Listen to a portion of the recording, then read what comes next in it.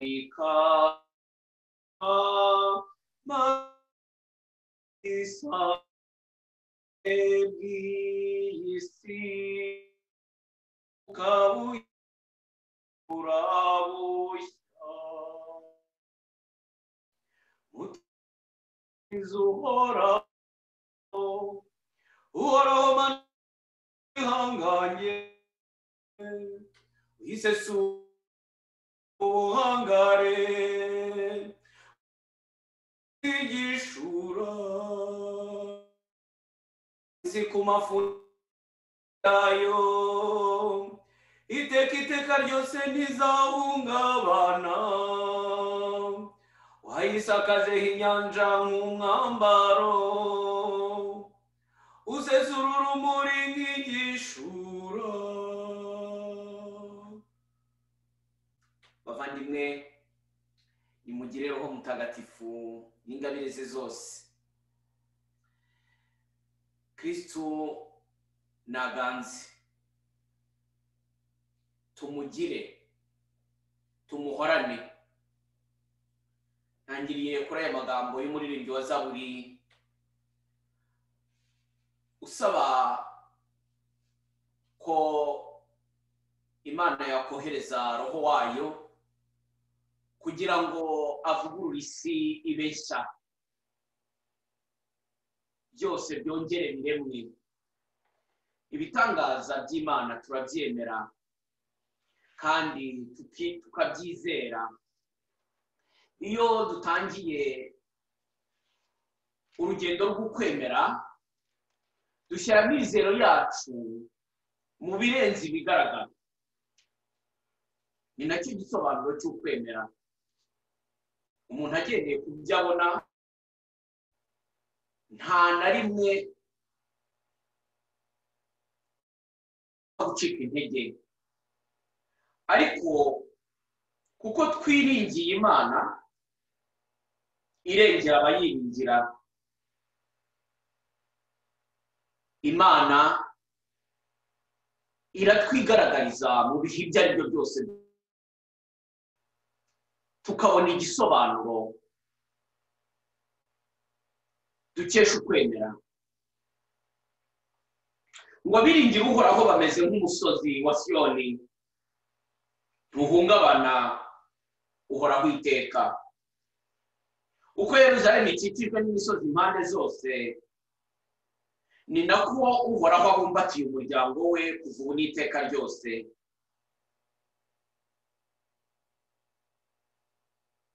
Nta na rimwe abategetsi b'abagiranabi bazigabiza umugabane w'intungane, ngo intungane nazo zibe zararikira ubukozi bw'ibibi.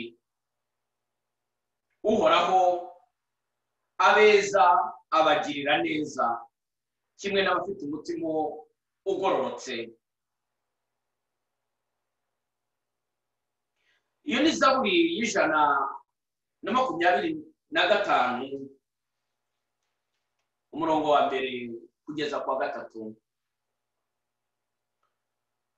Uyu munsi tugeze ku munsi wa 3 w'icyumweru cya 3 mu masengesho dukora yo kwinginga Imana, tukaba uyu munsi tuzirikana ku ngaruka z'ikibi. Iki cyumweru cya 3 twagihariye gusukurwa, gusabira Imana ngo isukure isi. Turimo turakora amasengesho yo gusabira abantu kugira ngo basukurwe, kamere muntu yongere isukurwe, semaine d'expiation. Tuhongerera ibyaha byacu, dusaba Imana ingabire zayo zongera kutugira abantu bashya. Ijambo ry'Imana tuzirikana uyu munsi riri mu ibaruwa ya mbere ya Petero, umutwe wa 2, kuva umurongo wa mbere kugeza ku wa gatanu haragira hati: nimwegere nuko rero nimwitandukanye n'icyitwa ubugome n'ubuhendanyi bwose, n'icyitwa uburyarya, ishyari n'ubuzimuzi cyose. Mbese kimwe n'aba bakimara kuvuka, nimurarikira amata meza y'ijambo ry'Imana, kugira ngo igihe muryakira mutere imbere mu gucungurwa kwanyu, niba koko mwarasogongyeho mukumva ukuntu Nyagasani aryohereye. Nimwegere Nyagasani, ibuye nyabuzima ryajugunywe n'abantu, nyamara ari indobanure kandi rifite agaciro gakomeye mu maso y'Imana. Bityo namwe mube nk'amabuye mazima, mwubakwe n'ingoro ndengakamere, kugira ngo mube imbaga ntagatifu y'abaherezabitambo, mwitureho igitambo ndengakamere, mwituremo abo ndengakamere Imana kubwa Yesu. Ijambo ry'Imana.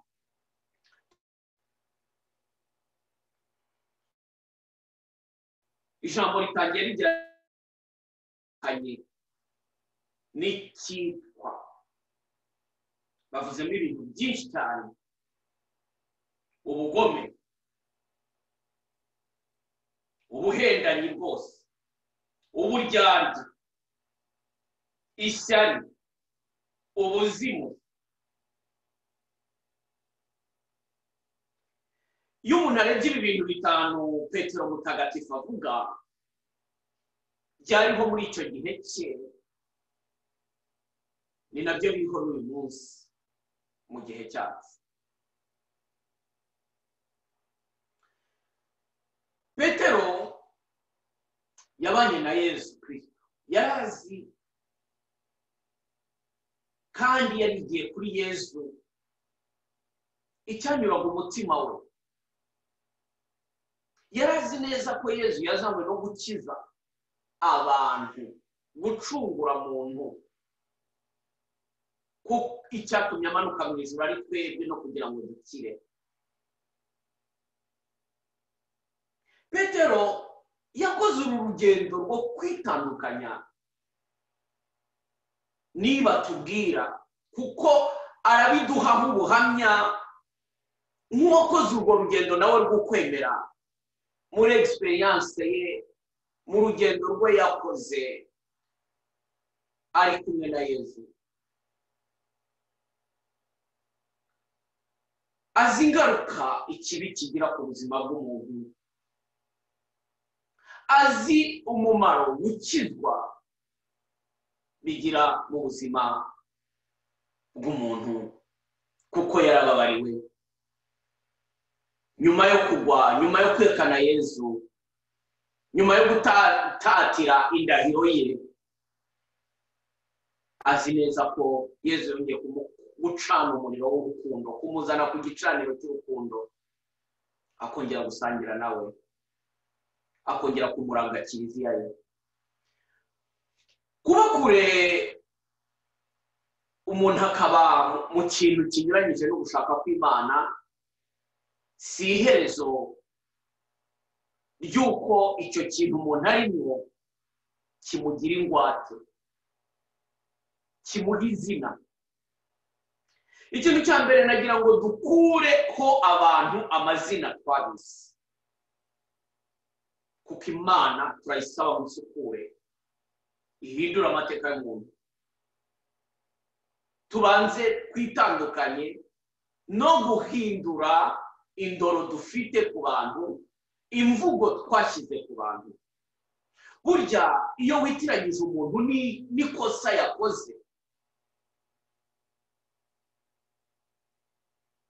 ukamwitiranya n'icyaha yaguyemo, ukaba ari kumwita kanaka n'umusambanyi, kanaka n'umwicanyi, kanaka ni nyiranaka n'ibandi runaka, n'umugome, se kanaka n'umurozi, nyirakanaka n'umunebwe n'ibindi byinshi. Dushobora gukoresha ururimi rwacu, dushobora gukoresha indoro yacu ku cyo twabonye gitoya. Ishusho y'Imana ukayihindura icyasha se kibi yateye umuntu. Uriya muntu Imana yaremye mu gashusho kayo, mu isura yayo, mu bwiza bwayo, noneho ukamushyiraho iyo etiketi. Iyo duhinduye abantu tukabita cyangwa tukabitirira ikibi, tuba twanduye, ariko tukananduza, tukaba n'impamvu yo gutuma abantu bose bagenda bakomeretswa n'imvugo zacu, n'imyifatire yacu, n'ubuhamya dutanga. Niyo mpamvu Petero atubwira ati mwitandukanye n'icyitwa ubugome n'ubuhendanyi. Nta na hamwe yabuze abagome, abahendanyi. No, nta muntu uhinduka icyo yakoze. Imbere y'Imana umuntu aracyafite agaciro, imbere y'Imana umuntu aracyafite, kugeza ku munota wa nyuma wo kubaho kwe, Imana iracyahirimbanira kumurokora, kumuhindura, kumukiza, kuko yamuremeye kumuha umugisha, yamuremeye kumuha ubwami bw'ijuru. Uyu munsi turasabira abantu bose bari ku isi yose kugira ngo habeho ingabire zituma abantu bahinduka, abantu bahinduke, abantu basukurwe, abantu bitandukanye n'ikibi. Muvandimwe unyumva, uyu munsi Imana iragutuma gusengera abantu bagizwe ingwate ni myifatire mibi n'ibikorwa bibi. Ibyo bigatuma ubuzima bwabo buhinduka. Harimo abaryama ntibasinzire kubera indishyi y'umutima, culpabilité, pourquoi j'ai fait ça, kubera iki biriya bintu mbikora. Harimo abandi bakataza bagakora ibibi kubera izindi mpamvu nyinshi zinyuranye, ariko avuga ati ndabizi neza ko iherezo ryanjye ari ribi, ariko akagera akavuga ngo kambaye uko bizagenda kose nta kundi. Oya, hari ukuntu uyu munsi mwasabira abantu bari mu nzira y'i Damasi kugira ngo Yesu abasange, bashobora guhinduka ba Petero. Hashobora kuba hari ba Simoni, ba Sawuli bashobora kuba ba Paulo, ba Simoni bashobora guhinduka ba Petero. Birashoboka. Imana irakunda umuntu bikabije. Bavandimwe, kuva ejo twasabye kwakira Roho Mutagatifu. Aho Roho Mutagatifu agushyize uri hose, unyura, ukorera, aho utuye, mubo mubana, mu byo uhura nabyo byose, Nyagasani, imbaraga za Roho Mutagatifu zituma ibihe urimo bivamo inema z'Imana ku bandi. Yesu Kristo utuha kumwubakamo, tukaba iyo tumwubatseho twubakiye kuri we, tubayeho muri we, ngo tugaragara nk'iyi ngoro nyabuzima ndengakamere, turenga ibintu bya kamere, turenga ibintu by'ubuzima busanzwe maze tukabaho ibidasanzwe. Uyu mwanya tugiye kwinjira muri iyi nzira y'uyu munsi yo kudufasha guhinduka, dusabe Roho Mutagatifu yongere agenderera abantu benshi maze muri bo hagaruke kongera kwibonamo ubwiza bw'Imana ndengakamere. Hari abantu bakomerekejwe muri kamere yabo, bahabwa isura itari yabo kubera ibitutsi, kubera amagambo, kubera ko sosiyete yabafashe, kubera ibihe bahuye nabyo. Uyu munsi dusaba Imana ko umuntu asukurwa n'ukugira ngo yongere yubakwemo ingoro ndengakamere. Twese tuba imbaga ntagatifu y'abaherezabitambo, kandi muri uyu munsi dusaba Imana kudufasha kugira ngo dusukurwe dutandukana n'ikibi, tubone imbaraga zo kwitarura ikibi. Uyu munsi hari ikintu Imana iri buhindure mu buzima bwawe. Hari ikintu Imana iri busukure ugatandukana nacyo kuko kitanogeye. Turasabirana kandi natwe twese, kandi ikindi tubifashanye. Ntukabone mugenzi wawe atandukira uvuge ngo ntibindeba. Imana yatugize abahanuzi kuri iyi si, nkeneye kumfasha, kandi nanjye Imana irambaza ngo umuvandimwe wawe ari hehe? Niki wakoze ubona ari muri biriya bihe cyangwa ari muri afite iriya myifatire? Nyagasani rero nagira ngo nongere mbabwire ko hari ibintu bine uyu munsi wadusigira kugira ngo dusukurwe. Icya mbere ni ukwiringira impuhwe z'Imana. Niyo waba warakoze ibyaha byinshi bingana gute, niyo waba warandujwe na byinshi, uyu munsi ushobora kongera ukazana ubuzima bwawe munsi y'umusaraba wa Yezu Kristo, amaraso ya Yezu Kristo agira byose.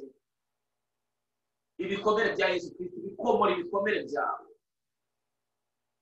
Niyo mpamvu ushobora kuvuga muri nka Dawidi muri Zaburi 51 agira ati, ongera unyumvishe impundu z'ibyishimo n'umunezero, maze amagufa yanjye wajanjaguye ahimbarwe ku mpuhwe zawe. Ngirira neza, wubake bundi bushya inkike za Yerusalemu. Iyo ni Zaburi 51 umurongo wa 10 n'uwa 20. Icya kabiri, kwemera ko uri mu mugambi w'Imana. Dieu a un plan sur toi. Hari igihe shitani tubeshesha ibintu by'ako kanya, ibintu bihita, ibintu bibangutse, ibintu byihuta, ibisubizo bihutiye, kugira ngo itugushe, kugira ngo idutandukanye n'Imana. Ariko yarangiza ikadusiga iducukuriye aho iduheza. Uyu munsi dusabe ko Imana kubera umugambi wayo n'abaheze ikuzimu Yezu amanuka bazamure, akingura imva zabo. Yezu yarabikoze, yemera kujya mu mva, kandi azutse yazamukanye n'abari bapfuye. Dusabe kugira ngo umugambi w'Imana ugaragarire n'abamanitse hejuru mu cyaha, ibari ku musaraba ba Disimasi, cya gisambo cyisubiyeho, haboneke umwuka w'Imana bajyamo, bavuge bati wenda twe turazira icyo twakoze. Abantu bicuze, abantu bagarukira Imana, tubone imibare y'abantu avuga ngo iki kibi ndakiretse. Buri wese ashobora kugira uruhare mu kugira ngo mugenzi we amateka ye ahinduke, yongere yumve ubwami bw'ijuru. Imana imuha umugisha. Buri wese wigomwa, buri wese ukoresha uburyo bunyuranye kugira ngo umuntu wese asukurwe yongere asubirana ubwiza bw'Imana. Imana imuha imbaraga. Icya gatatu, muzirikane ko Imana idusendereza ingabire za Roho Mutagatifu. Isendereza la nouvelle Pentecôte. Imbaraga Imana iracyagereza umwuka wayo ngo umanuke. Imbaraga zayo zize zikorere muri kamere muntu y'inyantege nke yari yarahindanye ihinduke. N'urwo rukundo rw'Imana Imana iracyohereza. Musabe kugira ngo Imana kubera imbaraga za Roho Mutagatifu habeho isenderezwa, effusion du Saint-Esprit ku muntu, yaba agenda mu muhanda, yaba ari mu murima ahinga, yaba ari mu kazi akora, agendererwe n'Imana ku buryo Imana ivugisha umutima nama we. Hari igihe Imana ikuvugisha mu buryo bunyuranye ugakora ikintu ntikigende kubera ko Imana ikubwira ngo garukiraho. Hari igihe Imana ikongorera mu buryo bunyuranye ikakubwira iti ugashaka gutunganya gahunda ntitungane, Imana ikakubwira ngo nyamara garukiraho. Hari igihe Imana ikubwira uburyo bunyuranye, hari n'igihe ikoresha ikigeragezo kugira ngo ikubwire iti ndashaka mwana wanjye kuwigarurira, ndakingurira umutima wanjye wawe inema yanjye. Nyagasani ngwino dufashe kwakira Roho wawe, ahindure, aduhe imbaraga, aduhe kwere, aduhe gucengera amabanga yawe, twibonemo iyi ngoro ndengakamere wowe ushaka kuba. Imana ishaka kukubakamo ingoro ndengakamere. Hari ikintu cy'agatangaje Imana ishaka gushyira mu buzima bwawe, mu buzima bw'umuntu wese. Icyanyuma, kunezerwa mu mutsindo wa Yesu Kristo wiringiye. Kristo yatsinze urupfu, nta gushidikanya. Ubukristo bwacu bugomba gutsinda. Utekereze ko hari uyu munsi umuntu ukomeye akakubwira ati ngwino nkujyane mu magazine ufata ibyo ushaka byose narakwishyuriye. We wahagera ukaba wo kuvuga ngo ntibikwiye, sinzi niba binkwiye, sinzi niba mbimerita. Umuntu yakujyanye mu magazine ibintu byose arakubwira ati prends tout ce que tu veux, j'ai payé pour toi. None ukaba wo gutangara, ukaba wo kuvuga ngo sinzi niba binkwiye, ukaba wo kuvuga ngo ntawamenya ubugingo. Uyu munsi rero Kristo arashyira umutsindo we mu buzima bwawe. Kristo arashyira umutsindo we mu buzima bwawe. Kristo arashyira umutsindo we mu buzima bwawe, mu buzima bwanjye. Hari ikintu nkibonyemo, hari ikintu isi itarambonamo, ariko hari ikintu Imana igiye kukubakamo ndengakamere. Ruhanga rukwiye gusingizwa rwa Yesu, we waruciye imbere ku musaraba kubera impuhwe zawe nyinshi y'abantu. Ndagukunda kandi ndakuramya. Ndagusaba ngo n'uyu munsi tubabarire, maze wongere utwerekezeho tw'abanyabyaha indoro yawe yuziguwe, kugira ngo iyo ndoro yawe y'urukundo uhindure imitima yacu kandi muzikure. Amen. Izina ry'Imana.